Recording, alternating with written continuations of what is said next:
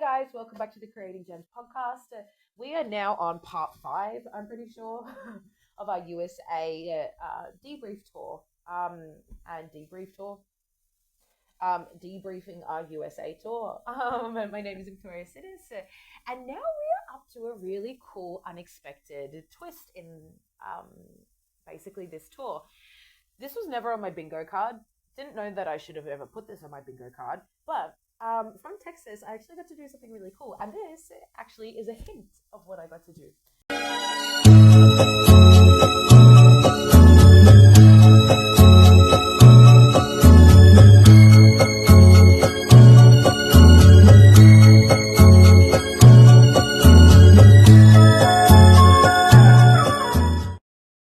But again, it just goes to show God's divine timing, and if God wants it, He will make it happen. And we don't have to strive.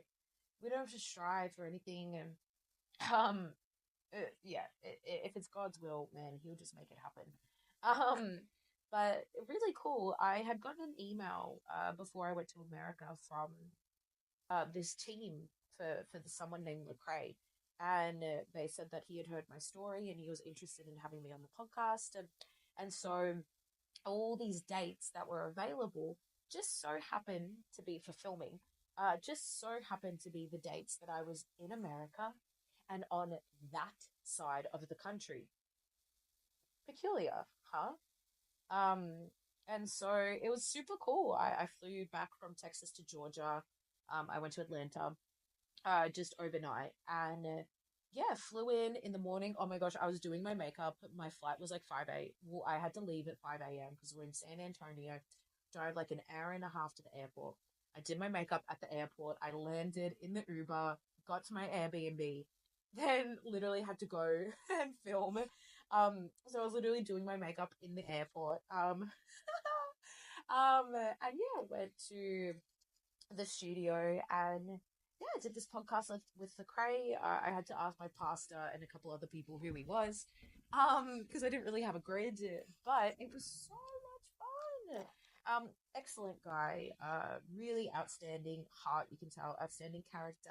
Is just curious about the world, about culture, and really cares about these things. And I just thought it was so beautiful, to see that in someone.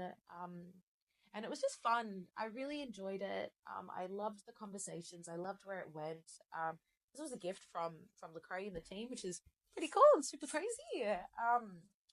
But honestly, people have said, "How did you get on the podcast? What did you this? What were the series?" And like, guys, that's why I just say, if it's God's will, He'll make it happen. You don't have to pitch yourself.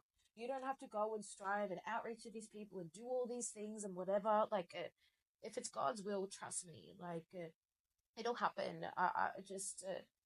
A really big lesson again, and I've said this before, that I've learned is, it's not my life, but it's God's will, and everything points towards Jesus. And so God's so kind that He just tailor makes our life into this. And to be honest, I've not really ever strived to, gone out and done the whole, let me pitch myself, let me this, let me that, because again, if it's God's will, I really do believe that. I really do believe that He will make it happen. Of course, there's actionables and there's things that we need to do, but I think the biggest due diligence, and anyways, this is me just right now, and speaking honestly from the heart, my biggest due diligence is to just hang out with Jesus, prioritize Him above anything else, spend time with Him, read my Bible, enjoy it, marinate with Jesus, and just do the things that need to be done that day. Again, that Brendan Burchard thing that I said at the start of this, of the done by one, has been exceptional. And I just ask God, what's my lane? I don't want to accept false responsibility for things that are not my responsibility. So what's God's responsibility and what's Victoria's responsibility? And I just have to do the things that God asked me to do. And that's it. And that's all I try my best to do, is just the things that God asked me to do. And I don't want to overcomplicate it.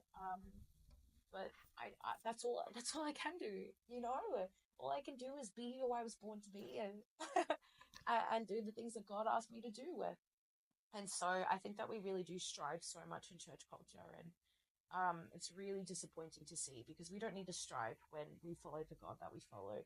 We don't need to have agendas and ulterior motives when we follow such a perfect God. I was reading in Psalms this morning about but I choose to trust that your unconditional love will like never fail or something like that. I think it was in Psalms 13. Let me actually get it up so I don't butcher it. Where are we going? Psalm 13. But I trust in your unfailing love. My heart rejoices in your salvation. I will sing the Lord's praise, for he has been good to me.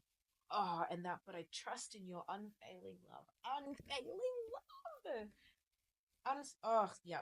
I trust in your unfailing love.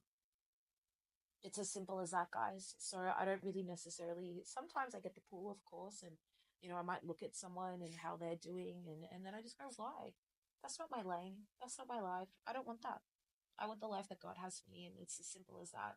And so whatever He brings, I'm so grateful for, and I can just do the best that I can do and do the things that I've been asked to do.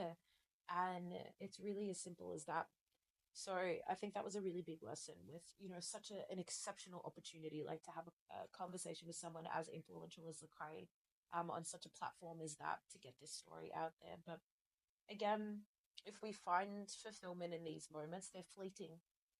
Like I went on a podcast, it came out, and but that's not my identity, and that's not what defined me, nor should that be the thing that I strive for.